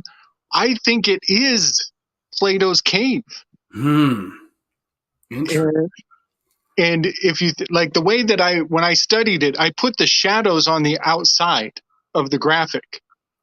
So the negative reflections are on the outer perimeter, and the positive associations are on the inner circle. And when I did that, I was looking at it, I was like, this looks like Plato's cave, and the exit would be like between the 4 and the 5, because it has a tunnel there, a channel, and that's kind of beautiful because 4 and 5 is nice. Yeah, I'm a 7. You're a 7? Awesome. I have a lot of good friends of mine who are 7s. James, Admiral Hits, he's a 7 as well. What's really interesting about this is like it's a great narrative device. There's a couple books out there that I would recommend for people who are like looking to write narrative. Of course, there's Joseph Campbell's stuff, which is fantastic. All of the Hero with 1,000 Faces. But a lot of people will use these archetypes as opposed to some of the other ones because it's a little bit more simple and concise here, and you can see on the wheel exactly. You can apply it to any like setting. It could be fantasy or modern, mundane, or fantastic, and you'd have these archetypes would apply to human psychology anywhere. Exactly, and you can see who the antagonist is going to be to the protagonist as well. So for like a type 2, a number 2. I'm a number 2. Haha, that's fun. But yeah, so number 2 is connected, as you can see, to the 4 as well as to the 8. Right. So it ascends, or it goes toward a healthier balance when it goes toward the 4. So I was kind of sharing a little bit earlier. It's real easy for me to like lack boundaries, kind of get sucked in. That's start giving away more time to other people instead of myself. So that progression to the 4 is really about, look, dude, focus on yourself. Focus on the things that make you different, and that's going to be a healthy progression for you. Whereas to the 8 being the challenger, that's when all the shit that the 2 represses just comes out in a nasty fury. So if you've ever been around somebody who's like, they're the nicest guy, what happened? Probably a 2, and they just blew up. They just couldn't take it anymore because a 2, I'll be able to kind of intuit other people's needs and basically serve them into it. Yeah, dude. The thing about the 2 that it doesn't realize, and basically everyone on the wheel, is that other people don't have the same experience as they do. Their perspective is different. And you'll see that the 9's at the top. The 9 is the mediator because it can see all of the different angles, right? It can see all of the different perspectives on that wheel. So everyone in there thinks that everyone else sees the world the way that they do. But in reality, it's not that way at all. So understanding that, it completely changed the way that I interacted with people and understood where they're at. Like you could actually put yourself in someone else's shoes, not just in their shoes through your shoes, if you understand a little bit more about them and what their take on reality is, and I don't want people to like shove themselves into a box here. That's not the point. What's cool about the Enneagram is it shows motivation. So it shows you what your motivation is, what you really want to be doing, so that instead of a bunch of like personality traits or things to kind of define yourself by. Mm-hmm. So depending on your type on this particular wheel, you will have that motive, which again, for story, you can't do any better than that. You already know what your protagonist's motive is. And then the opposite that's going to be the counterpart to it, like that contrast. So it's a pretty amazing model. People study the Enneagram for their entire lifetime. Yeah. I mean, there's so much to unpack with it. It's such a powerful model. It is. I have a theory. It's in some of my early videos. I have a theory that I wonder if the government has sussed out everybody's Enneagram score, and if it not only plays into the algorithm that feeds you your advertising, but if it's part of like a social credit score that we don't even know we have, and thereby predicting possible outcomes and the value of your birth certificate trust, things like that going on behind the scenes. It's a beautiful system. And I got a question for you, because I haven't read the book. I've skimmed through the book. Cliff Note Master here. Yeah. If every time I look into one of the numbers, I can't. I'm like completely indecisive. I can't put myself fully in one because I'll always find myself in another one. Does that mean I'm 9? It's likely that you may be. Yeah. I I'm mean, sure. it makes sense to me that you would kind of fit that because of your ability to see so many different perspectives and link so many different types of information together. Yeah. It's one of the cool things that I really enjoy about what you've been putting out. But yeah, that's very, very likely. And there's you can take tests and stuff. I don't necessarily recommend the test, but I can send you a video of a friend of mine and she talks about it, and there's one of the books that I actually just lent out. It's called Rapid Story Development by Jeffrey Lyons. I recommend that to anybody who's aspiring to write, some sort of a narrative kind of thing. Yeah. He talks about like the centers and how to feel the centers and to do some like testing in the body. It's like muscle testing where you can start to figure out where, to start to figure out your number. For me, I thought I was a 7, and I was like, I took a test and it said 7, and then I wondered myself, like, is that even real? Like, I just had that idea, like maybe I didn't even really take a test and get 7. Maybe I got a different number, and I'm just saying 7 because it's my favorite number. It's a good number. It's a solid, there's a solid archetype there, but yeah, I was mistyped at first. And so a friend of mine actually said, why don't you check and read about a type 2? And when I read sort of the negative attributes of the type 2, it made me sick to my stomach. And that's how I kind of knew. I was like, oh, I don't do that. Oh, shit, I do that. It was one of those kind of takeaways where I was like, oh, I don't feel good right now. Because it was so accurate. And so it took me actually a minute because that stung. Because what they say about a type 2 is that they are the manipulator, and not in the way that's like, overtly like sinister or mischievous. It's just that they do things and then expect other people to do things back without asking. Yes. And that's the problem. And that's what I had to understand and address. And if, especially as a man, like they say that men make more money because they're more disagreeable is actually a big part of, certain things, whatever. I don't know. I don't want to get into like this or that, but part of my challenge is like being able to be upfront, being able to be honest. And maybe that's part of the charge of being a comedian too. And like calling out things that are, here and in our face and just, face first, like going into that. Because I would ordinarily maybe just be like a little bit more reserved. Oh, whatever everybody else wants, let everyone else accommodate. But instead, I need to be, actively aware that people don't just intuitively pick up on my needs and read my mind, Right.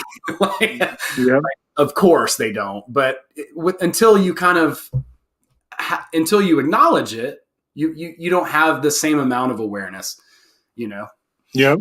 Yeah, I think I was a 2 in one particular relationship, and I came once I was removed from that relationship with the safe amount of time and distance, I began to like resent that dynamic in myself, and so I'm like I've recoiled. I think I've jumped off that loop, and now I'm on the 369 somewhere else completely. Have you ever heard that a large proportion of the population are 6s? Have you ever heard that? No, I haven't, but I admire and value 6s a tremendous amount. My friend Matt Ramers. Let's go into that real quick. Like, what are the attributes of a 6? Because I think what you're getting at, Gabriel, is maybe that if it's a flexible thing and we can rewire our psychology through being aware of what we're like and consciously deciding to be somewhat different. Well, what does that say about like engineering the population to be a higher amount of 6s than anything else? And anyway, let's fully flesh that out. Like, what is the 6 about? Not that it's a bad thing to be, but why would that apply? It be interesting for the elites, if you will, the elites, to make more 6s, 666 everywhere. That's interesting. Well, the 6 is someone who does worry. Like they think ahead, right? And so a healthy 6 is planning and has strategy, right? Like my friend Matt of Content Safe, like what they do is they upload and download and re-upload people's content for them on the internet. He saw this censorship thing coming way before it happened. So, very loyal, but, and there we have that too, right? Like if you wanted to have your population do what you said, you'd make them fearful and loyal. Like those would kind of be the things. But they defend your paradigm for you. Exactly. Right. Wow. Right. Great point. But as you can see, the 6 is linked to the 9 and the 3. And I imagine there's some Tesla correspondences and connections that have to do with that. So as far as the progression, it's a little bit different. And I don't know it as well as some of the other progressions because all 3 of those are linked. So it's a little bit more complex in the development and the evolution and the de-evolution of that particular archetype. Yeah. So it's a little bit different. So a 6, let me just see if the integration and disintegration, if I have it right, from a 6, their negative reflection would be a 3, and their higher achievement would be to lean into the 9. Is that the direction it goes? I honestly don't know because they're all 3 connected that way. So I'm not 100% sure. Yeah, it's more. I think they're part of a wheel somehow. Those 3 are interconnected. It's not. Yeah, those 3, the way those kind of operate, I think, are a little bit different from the other numbers on. I see that it's more of a rock, scissors, paper, not a either or. It is. It's very interesting. So one thing that I think about with the 6s and what you're saying with them having that planning and seeing ahead, like in terms of social engineering, it would benefit the system as we understand it to have more 6s in the population, because one of the paradigms that I see really coming into domination, whether it's nefarious or not, it has come into a place of power that is disproportionate to what would be balanced, is insurance. It turns out that the insurance industry is making more money than the fuel industry. Wow. And they are in a place of a domineering position that I don't think people appreciate nearly enough. And I'll just they run shit, dude. They run shit, and nobody. Especially the medical mafia. Their mob boss is the insurance agencies that say, right, this is your procedure, this is what we'll cover, this is what we'll pay. I mean, they determine how much money the hospitals are going to make, basically. They determine what they're actually going to do in terms of protocol and how people are treated. Yes. It's wild. And people want to bitch about the Masons, and they want to bitch about all these secret societies. The ultimate middleman, in a way. I mean, insurance is just like the pinnacle of the vampiric middleman paradigm. Yes. And so keeping everybody worried about what might happen and not about the reality of the present moment would really play into the hands of the insurance companies. And Chance, you're going to love this. There's a couple insurance company logos that are pulling the old spider strings from the Allstate. It's 3 circles. And Liberty Mutual is the Statue of Liberty. All of these are castration symbols. Very interesting. I've actually looked at more logos than that, and there's just a couple other ones. It's not across the board, but yeah. Is this what you're talking about? Maybe it's not. No, it's the one that has 3 circles. I thought it was Allstate. State Farm, maybe? State Farm. Thank you. There we go. State Farm. It's got and that's the castration scar. Man, you're right. It's also the Mickey Mouse Club. It has to do with some old occult symbols. Those 3 rings right there. Yeah. Yeah, the mark that's left after the scar from the castration ritual. Jeez. Which, to really flesh that out, I mean, what you're getting at is some really deep work you've done on the subject of how that particular fear after like the whole circumcision ritual is performed on us as men, then we're constantly being symbolically programmed to remember and be afraid of that particular trauma that we don't actually consciously remember. And it's like that's the stick in the carrot and stick of getting people to bend their will to a particular direction, is like the fear of castration. You said it really, really well. I laugh because it's actually horrifying, but you said it really well. The difference between an inch or whatever, like the amount of the inch of flesh that they take whenever you're a baby versus when you're an adult, you know, it's a very small amount on a fully grown person, but it's like practically the whole thing to a baby. It's crazy. It is I crazy. probably butchered that the way that you would have said it, but you get me. Yeah. I've been thinking about doing a video on that, but I just need more examples, more substance to flush it out. But you're right. That's exactly it. It's the stick that very subtle reminders of bringing us back to the original birth trauma is a real big part of what I see as MK Ultra mind control for everybody. Well, here we are talking about penis flesh. Hey, James Maiden. What's up, Jim? Good to see you, buddy. Welcome, Jim. Pound of flesh. That's right. Hey, so let's just like talk about something more. I mean, we could. I bet we'll somehow find our way back to this and weave it together in the next 30 minutes. But Owen, we should talk about our mutual friend that we brought up and didn't go there. Like, so who is this guy? Is he really purple? He looks like it. Is that Ganesh? No, but he's an awesome guy. Good friend of mine. He's been co-hosting the show with me. He's like a regular on the Blue Collar Mystics. He's actually in Colorado now, shredding some NARPOW, some well-deserved time on the hill. He's an amazing guy, though. I met him a couple of years ago. We've been talking for about a year consistently. Like he was introduced to me actually through a mutual friend of ours as a comedian, and so we were bouncing ideas off each other. He's wrote a script, and so I didn't know this whole world about James.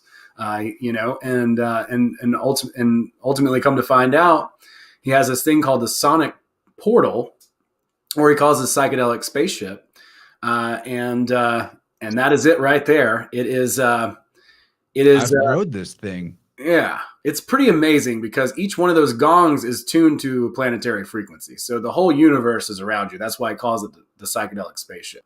And I mean, dude, he is going hard on this thing, like harder than I could have ever even imagined. We set it up in my living room, and wow, I was completely blown away. I've actually been in it a couple of times, but one of the things that he wants to do is arrange those gongs on your birthday to where the planets would be and have you sit in proportion. Wow. Whoa, that's a really wild idea. Yeah. So yeah, I've been in this thing too, and you're completely immersed in sound. It's not like you may have heard like singing bowls and things like that get pretty loud and fill the space, but there's something else entirely when the reverberations of the gongs are completely surrounding you. The sound waves are bouncing off the gongs, off each other. It's like this crazy amplification effect. It's almost like an infinity mirror where there's mirrors facing each other, but with sound. And when you go in here and you close your eyes, whether or not you happen to be on mind-altering substances, although at festivals where this gets set up is usually the case, you will have, it's almost like, I think he even calls it forced meditation. Yeah, he does. That's right. It totally changes your That's brainwave state. And I actually had my own experiences in this of like visions and colors and seeing things. And that was many years ago, probably going back all the way to 2013 or something. And it was before I was very heady at all, you know. And that was one of the things that gave me a huge wake up to, wait a minute, definitely more than the body. You can actually like go places in inner space. And I was a little bit into meditation at that time. I had been for a couple of years, but maybe like not even a couple of years, like 2 or 3, not very long, not super deep into it. Anyway, this thing is really amazing and probably is a big part of the reason why I got into sound as a modality later, knowing that this was so powerful in my experience that we can do a lot with frequency and tone and vibration. So, I mean, just look at this guy. And his face Wow. Mindgasm, Kaylee says. Heck yeah. So Owen, you mentioned Colorado, you mentioned the Hill. You're not in Boulder, are you? I'm personally in Georgia, so I'm Georgia. down in the South right now. Oh, okay. Just east of Atlanta. And James has been kind of popping through.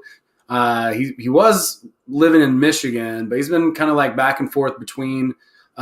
He's on the road. I mean, he's a road guy. We both kind of are anyway. But so he's been here a couple times. It was funny, man. When we set that thing up in here, I was like, it sounded like an alien ship was landing in my house. I mean, it was. I don't know how. I need to send my neighbors gift baskets because it was super loud. I don't know how the windows didn't shatter, or something like that, because I think it would be. It's definitely a better experience outside than it is in the house because there's all extra reflections and all that kind of stuff. Mm-hmm. But it was incredible. And he's going to be out, touring that thing this summer. So he'll be at a handful of festivals. I'm going to go to at least 1 or 2 of those. But that's kind of how we're, putting out, like, letting people know, what we're doing, the Blue Collar Mystics thing. And I think a lot of people have some pretty impactful experiences in there. And you have me on it with him at the same time sometime and talk sound? Absolutely. I tried to have you on 2 too, but we were both we had both had shows. Yes. Okay. So this reminds me that one of the reasons why I'd always drag my friends to the Sonic Portal was because when you're doing a multi-day camping festival over 3-4 days, you get pretty burnt out. You get super tired. Mm-hmm. It's exhausting. And I know for a fact that, like, I would bring people to that thing, and afterwards there would just be this feeling of refreshed rejuvenation. Like my knees felt better. I could dance better afterwards. I wasn't as creaky and cracky. So all around the board, it was like a massive healing experience. It's like dipping into the waters of life, but with sound. And I had another point about it that I can't remember now. It'll come back to me. Take it away, gentlemen. I mean, for me, my experience was like I closed my eyes and I just felt a lot of that coming through me. I even opened up, like, and he knows intuitively kind of like which one of because each one of those two, it's like, we have these different brainwave frequencies, right? Like alpha and gamma and beta, and they're also tuned to those. So he's aware, like he's kind of like takes you down from beta into like, theta. And so they're not just hitting the gongs. There's right. Like an art. They're doing it artfully too. Yeah. It's a lot. I mean, the amount that has gone into it was surprising to me.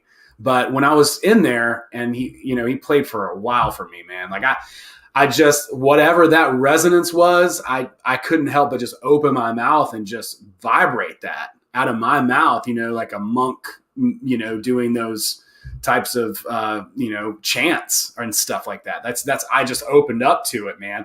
And yeah, buddy, sometimes when I hit a hard, crunchy spot on someone's field and like, I really need the extra oomph, I just vocalize the same tone as the tuning fork. Nice. And that will usually push it over the edge and get things like flowing better. Dude, it is really powerful. It's just like Jant said, like the vibrations are hitting you. So it's not the same as like, here, take this meditation that we recorded through microphones and put it on a tape. It ain't like that. You can't really reproduce it without the gongs. Like, so because they are literally hitting you and going through you. And so it's amazing. Like I was actually quite shocked at how powerful the experience was and how much he's put into it. I mean, 12 years he's been doing this. And every time I've ever seen him, he goes by donation only. He'll let you ride for free. They have an ask amount, but it's not required. They want people to get the healing either way.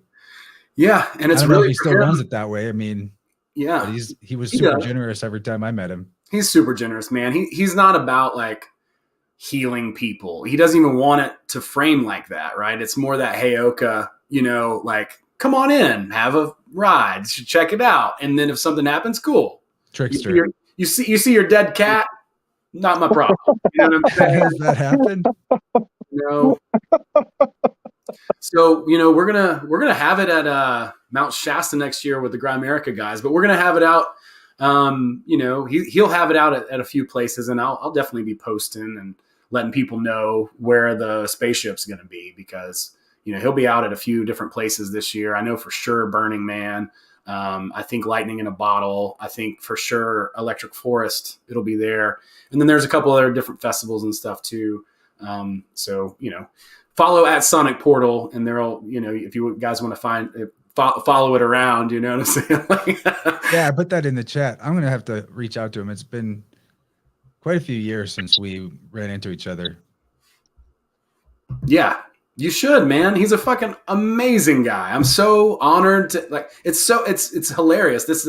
So between our mutual friend, he's never referred me anybody else to, like, hey, you should meet so-and-so. It's just him. And, and it was in the context, like I said, of comedy. We were talking about, TV script that I was writing, a movie script, which is fantastic, by the way. Like, it's like a modern day kind of Cheech and Chong sort of Wook extravaganza buddy comedy type of thing. It's very funny. But that's kind of how we were introduced to each other. So we started. Wook humor is a very untapped market. I think so too, dude. Yeah, he's got a very distinct voice, It's unique. Sweet. Well, I'll look forward to connecting in the future. I'm just glad that we could show people the spaceship and get their imaginations excited about that possibility. And they know from listening to me that sound is super freaking magical, and that experience is super one of a kind. Like, is anybody in the world even doing something like that? I don't know. It seems super innovative. I think there have been people, and he's kind of a heretic in their eyes. So hell yeah, I feel like we should just cheers that. Like, he should be the heretic. But I actually saw like Gong Business School ads on Facebook the other day, and I was like, well, what is this? But I have to show this picture that our friend SB Alger created of me. Oh, this is glorious. I think he made it today. Let me find it. It's so funny. Okay. I got to move the screen. Here we go. I'm laughing just looking at it. Okay. This is me as Mary Poppins tuning fork staff wizard. You got that Jimi Hendrix hat on and like a Sergeant Pepper's Space David Bowie uniform. It's a transparent hat.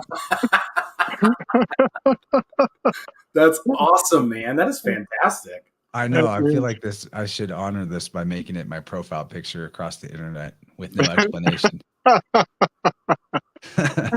Thank you, Sean. I don't know if you're watching right now, but if you catch this later, I'll tell you thanks many times for this, buddy. Really funny. That is epic. I mean, it's beautiful. It's a great edit. Like, that's skilled. It's a very skilled edit, but also it's pretty funny. It's awesome. I mean, it's very superhero. I mean, look, I got like, well, you can see my ribs. I'm looking really fit, like Mega Man. What's on your utility belt? What is in the utility belt? That's the question. It is. Mini magnets. I love your belt. That's also like, it's like a cowboy karate belt. Both. Uh-huh. It works for me. It works for me. I'm glad that we got to show that. That's well done, man. So, yeah, we have. Oh, go ahead, Gabe. Well, Owen, have you noticed? We were talking on the last time I think it was on our decoding of Shang-Chi. We were talking about Hollywood has moved to Georgia. Have you noticed any of this? Are you near or around any of that?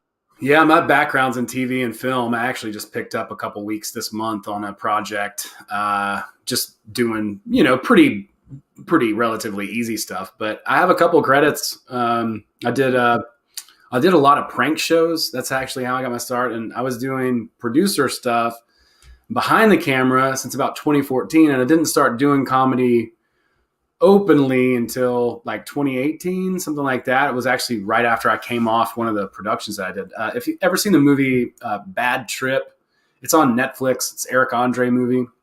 Okay. I field produced that. And then I helped with a couple other prank shows that are on Netflix. One's called Prank Encounters, and another one is actually on TBS. It was called Double Cross, where the person thought they were pranking somebody and then they got pranked. And that one was really fun to do. Nice. Are there any particular like anecdotes of pranks that are still funny in the retelling? Yeah, there's a lot. There's a lot.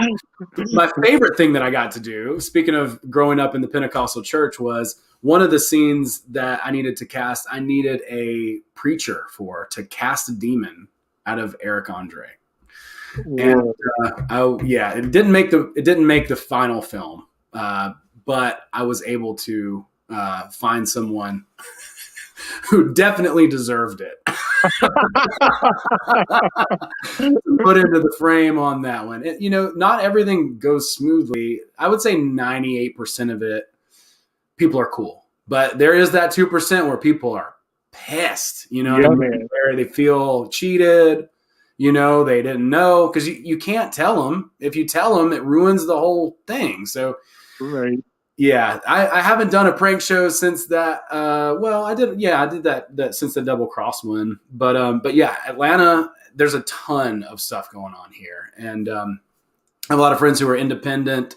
Smaller production companies who are friends of mine, and then one of my good friends and mentor, Jordan Wiles, he crushes. He's a badass producer. He taught me how to produce, and then I learned a lot too. Working on major motion pictures and stuff like that. But Atlanta, since about, I think 2017 was really when it started happening over here.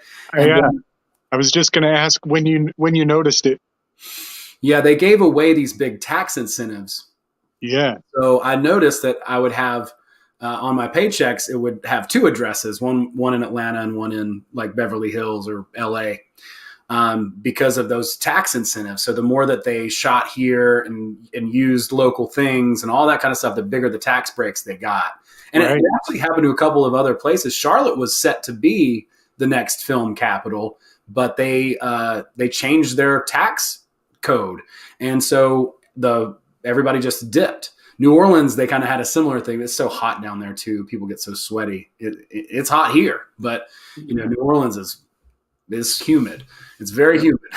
That's the understatement of the century. But there's a lot of activity here, a lot of action here. And I was working on several different projects in that capacity before the world kind of shifted. But it was amazing when it did. A lot of work just went away, like people dipped. But then people started coming here and shooting instead of LA, because there are less restrictions and all that picked up even more. Yep. There's that insurance company thing pulling the strings behind the scene. It does not surprise me whatsoever. And you can see a marked difference in Atlanta between what it used to be, even, 7 or 8 years ago, and what it is now. I mean, it's unreal. I think they did like $7 billion or something like that in 2017. And so the next years it went more and more and more and more. There's film studios now in like places like Covington, Georgia, and like all these little Peachtree City and Noonan and all over the city. You'll see stuff shut down and they're shooting all kinds of different stuff. People get so mesmerized about anything that's on TV. And, I don't know. I guess I don't want to sound disenchanted, because it's a lot of fun. It's so much fun to create a project, to do a production, and you have something that we can look at and see at the end of it. It's super fun. I love that.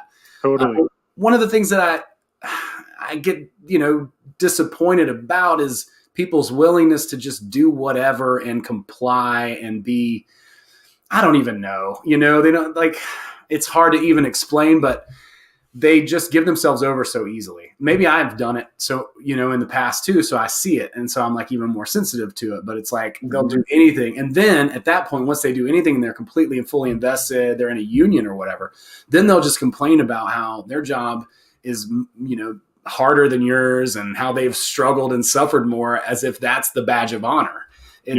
it's a pretty interesting, it's an interesting field. I have a lot of amazing friends who I've met through production and who have shown me just through their attitude, their outlook, a lot of these self-help principles in real time. Like I've been like, how does so-and-so keep getting these gigs? And then I will see them show up and not even necessarily be that skilled, but be great to be around, you know, have a great attitude, make people laugh. And then they just keep getting invited back to do more stuff. And then if they don't have the skills, they develop them over time and eventually, you know, continue to be successful in that industry. So like a lot of my friends are working like Coachella and some of these bigger music festivals like that. They're doing cruise ships. I was able to do cruise ships for a couple of years. That's cool. Yeah, it was amazing. Oh my God, it was the coolest gig ever. It really was. Yeah. But since they've put the mandates, I'm not really for that, you know? So I'm skirting around that. And I was really nervous that for a film, they were going to make everyone, you know, comply no matter what and all that kind of stuff. But it doesn't seem like that is going to be the case, which is, I think, a huge win. Yeah, that's good. Yeah. Isn't Jekyll Island is off the coast of Georgia, right? It is. Mm-hmm. I just learned that. I got a real bad mind for geography, but I just figured that out about a month or two back. And this is really interesting to me because I did a graphic on how do you know the two pillars of Solomon's temple, the Joachim and the Boaz? I see Jekyll Island as a Joachim and Bohemian Grove as a Boaz. Oh, shit.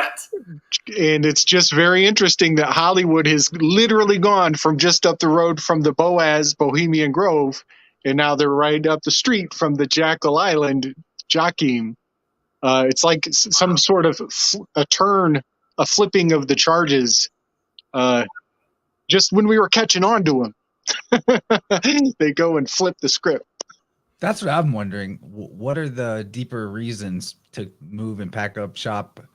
Yeah, tax changes is something. Sure, that's a good on the surface story, but you'd think that with the money and power and influence wielded by the powers that end up influencing Hollywood, then they could have set up those tax situations probably anywhere what was preferable to them. So I got to point out the word Georgia has the word orgy in it. Wow. Yeah, it's interesting. That's they could definitely have kind of picked anywhere, but I feel like it's a big spread. It's a way to sprawl. It's really changed the politics of this state. Yeah. Like apparently Georgia turned blue in this last election, which I'm sorry, but I call bullshit on that. You know what I'm saying? Like I have no dog in this fight, but I can promise you something, dude. If you drive 10 miles outside the city of Atlanta, like there's nothing but Trump signs, you know, like there's no possible way. It's just not possible. There's just not enough. So, you know, I think it has a lot to do with that, you know, as well. You know, and that's just seeping in a lot of pressure to vote, you know, to the left, to the blue, Stacey Abrams and all that. Like you know, this overt, and even going to the mics and, you know, doing comedy here, I hear a lot of just very, I don't know, very, like progressive view. It's taken for granted. You have to believe this. Like there's no other option. Like the field goal posts have moved that far to where you can't even have a conversation about this. Joe Rogan is racist, period. And that's it. I mean, that is the sort of, and it's, talk about a challenge, you know. The irony that comedy could be so constrained to a worldview from controllers when the whole purpose of comedy is really to bring humor through speaking truth to power. In my opinion, that's what makes comedy valuable anyway. You know, I wonder, I wish I was a little better with my history, but I feel like Georgia was part of the one of the final battles in the Civil War. And I just wonder if there's some kind of interesting overlap with, like, you know, the old scars from that turn of events and if they needed to bring that liberal energy onto the scar of some of that, the turn of that Civil War. I lived down in the South. I lived in Charleston for Okay. a couple of years, and I love everything about the South. And they hated me because I was from the North. They called me a Yankee snowbird, and they were clowning me. They were clowning me. I went to my buddy's house, and his mom was telling me. She was telling me, and she said, she said, I went to New York, and I saw one of you hippies up there in New York giving me the victory sign. She thought because a hippie was giving the two fingers, she thought he was rubbing it in. She, she thought that he was like, saw that they had a out of state license plate that was from the South, and he was gonna, put salt on the wound by giving them the two fingers. But it's all That's hilarious. but it was all out of love, and I just had to sit there and kind of like take it in and be respectful. You got to take your hat off in the house, all that stuff, and I love that. I just love those old ways, and it just takes a lot of understanding and overstanding.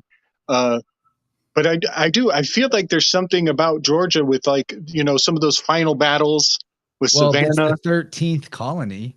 Mm-hmm. Mhm. They burned Atlanta to the ground. I mean, it got burned all the way down. It's the resurgent city. Yeah. So they've the symbol for Atlanta is a phoenix rising from the ashes. Wow. Very Masonic symbol there. Look Yeah. at the Georgia flag, 13 stars, and there's some 2 pillars right there. And Chance, guess what? Guess where Georgia is in my territories? It's under the death card, number 13. The 13th colony with the death card. Man, Yeah. have you checked out the territories before, Owen? Not familiar, but I gotta check that out. You figured this out on your own, right? Because it's definitely amazing. It's amazing. Yeah, the territories, it's blowing my mind. I did a full run through with Homie Romy, and that's going to come out probably on his Patreon side. But here, I think pretty soon I'm going to do another full run on the 22 cards of the major arcana, as they, if you overlap them with the zodiac onto the United States, all these layers of reality come through that just it's taken on a life of its own, and it's really something to share. But do it on an InnerVerse, man. I'll take it. Okay, I put won't together. Even hide it behind a Patreon. No offense, Homie Romy. You got to make content premium too. But yeah, I'd love to get into that with you. I'm sure that we'd have some fun with, and there's always more insights every time you talk about something like that. It is. It's like it's such a there. It's insane. But yeah, I've got a lot of visuals now. I'm not afraid to just totally overuse you as my best resource. Let's do it. But this is great. I'm glad we're talking about Georgia, and how the modern and the old. There's so much meaning to like. The term geomancy, right, Owen? We should ask Michelle Gibson about this. Sure, she'd have a lot to say in terms of like what's going on architecturally in Georgia and what may be the alternate chronology of that part of the country. Because when we started looking into people like that's work, it seems to suggest that the reason the South was burned down was because they were not really rebelling so much as they were a pre-existing civilization that was being conquered. But that's a more far out perspective. I think that it's got legs though. Yeah, that whole thing with the Civil War it's amazing how they traumatize us, and takes so many generations for us to get the balls to even talk about what happened to our granddaddy, and by that point they've already rewritten history. It's critical stuff. But yeah, there's really something there about Hollywood taking up that space. There's a country called Georgia too, and there's serious clues on their flag. Let's look at their flag. Hold on, I'm pulling it up. Isn't it the color of fucking Templar all day? Templar, yeah. Wow, that's the country, Georgia. Wow. James says that your territory should probably just be re-examined every few weeks. So true. Where is the country Georgia? Is that It's in like the Russian area, like west. yeah. Yeah, like Eastern Europe, like Western, somewhere in that area. I'm not great with geography either, but I do know that it's. That's perfect. That helps me because you could have told me Africa and I'd believe you. So It's over there. I only know that probably because of the Beatles song. It's between Russia and Turkey. Okay, it's between Russia and Turkey. There we okay. go. Looks like that. Nice. Oh, you know what I did? Research. You know, I did something fun a couple nights back. I took the new Russian flag, the new one with the double-headed eagle with the heads facing in two directions, and I flipped it upside down, and it's a freaking dragon. It's clearly like a Japanese or Chinese dragon with the whiskers flailing back and like two eyes. It's very clearly a dragon head. So I thought that was really interesting that they have, symbols in their symbols that people probably go their whole life and they never take the time to just turn it upside down and look at it. And part of that is because isn't it disrespectful to flip your flag upside down? Yeah, yeah. Like a sign of, like distress. Distress, yeah. Right. Yeah, and then it turns into a dragon when it's in distress. Right. So while we were talking, I did an anagram on State Farm, and guess what? Trauma Fest. That's horrible. Amazing anagram revelation. TRAMAFEST. Trauma Fest. They're farming for trauma, that's for sure. Yep. Through the state. Juliana just forwarded to the Vibe Rant call-in line that the Republic of Georgia is applying for EU membership tomorrow. Interesting. So there's a lot of action going on with Georgia right here. I got to remind everybody, since we're about to the wrap-up point, that after this, not too long after this, we're going to be reconvening on the Weaving Spiders Welcome YouTube channel to do Flow State episode Buttery Toast with Jelly. I don't know if that's the name of the number of the episode. I'm pretty sure we're on Buttery Toast with Jelly or Buttery Toast with Honey. It could be Honey Toast. Not sure, but either way, it's going to be a good time. We get together, we read books to each other, we reflect on what we've read and heard, and we do art of whatever type we're feeling called to do.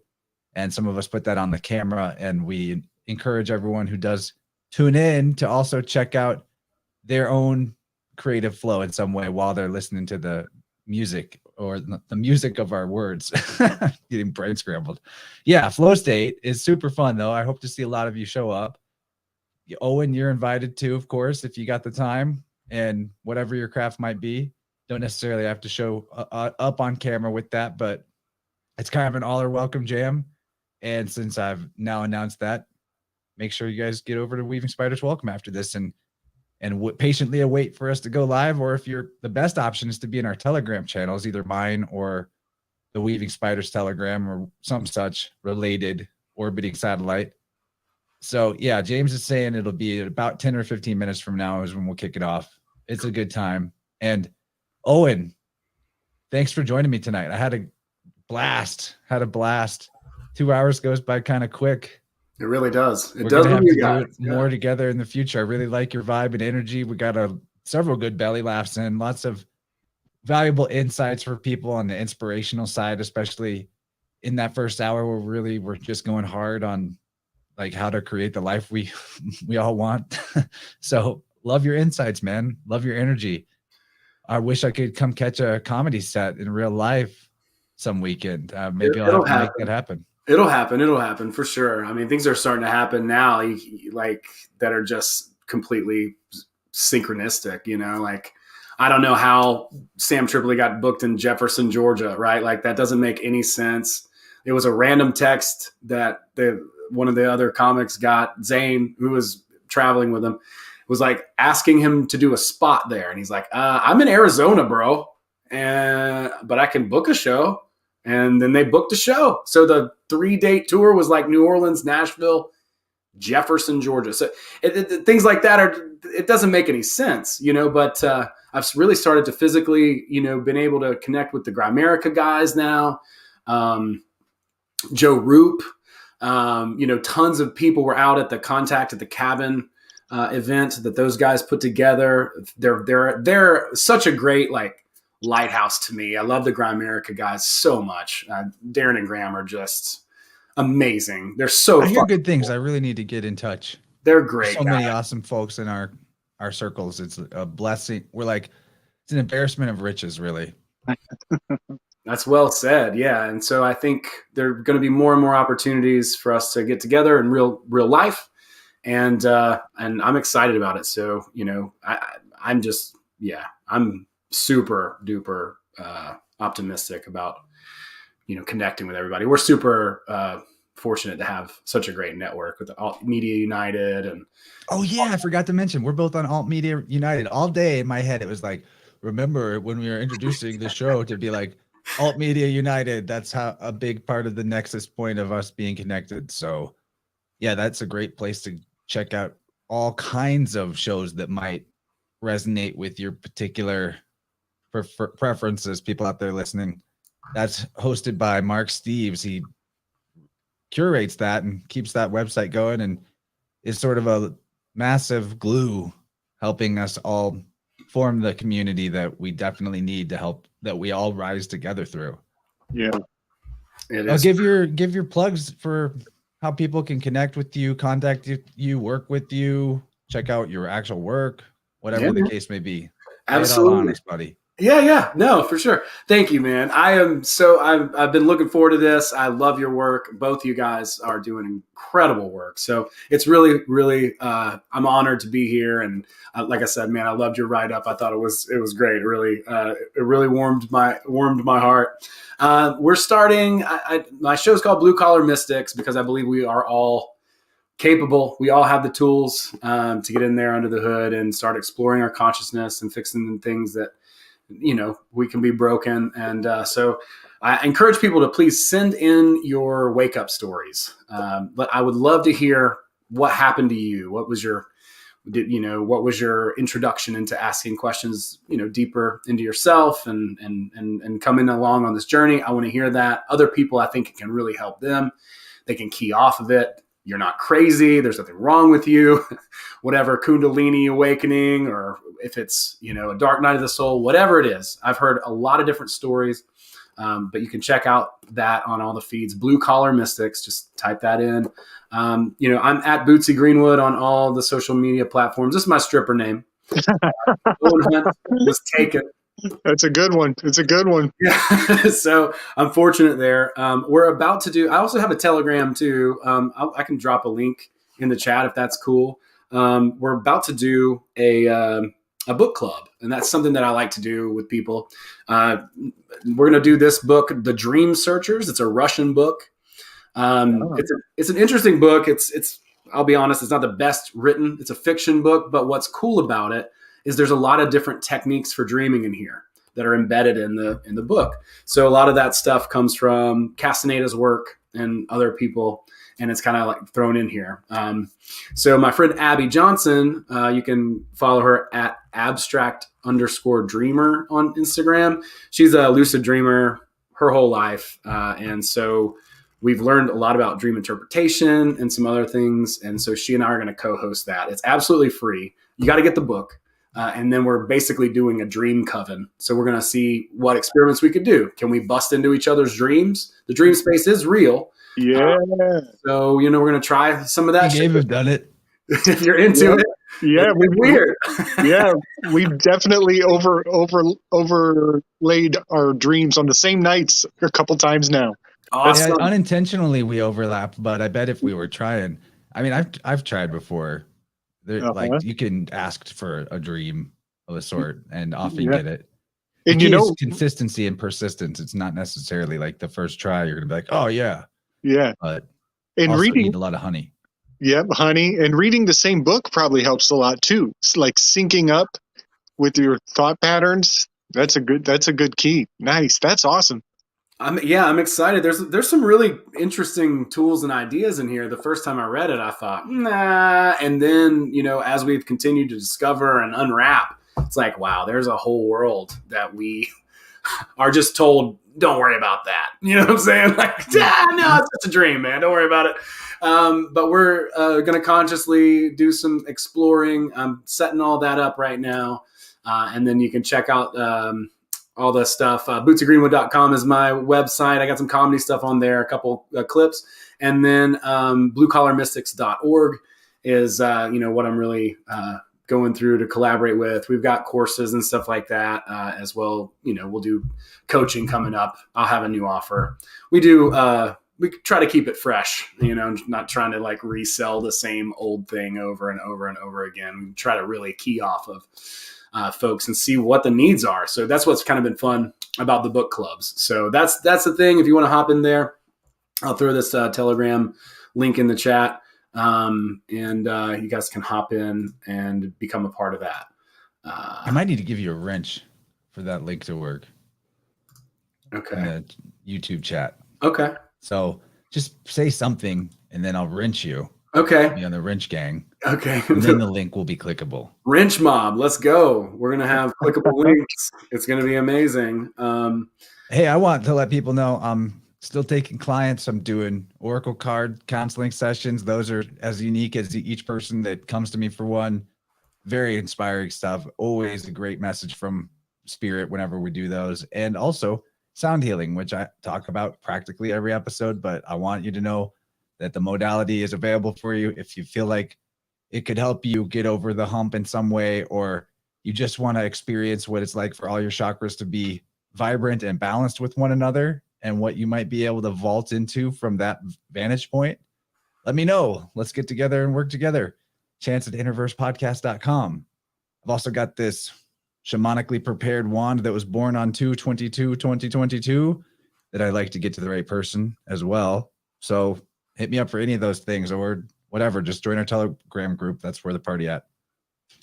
And Where's your comment in the YouTube chat, Owen? I thought see it. Oh, it's. Did you use a different porn name? I'll try again. I don't know. Blue collar mystic here. It should have. It's showing me that it went through. I don't know. Maybe it didn't. I don't see a wrench on my name, but I do see that I put it in the chat, but it might not be.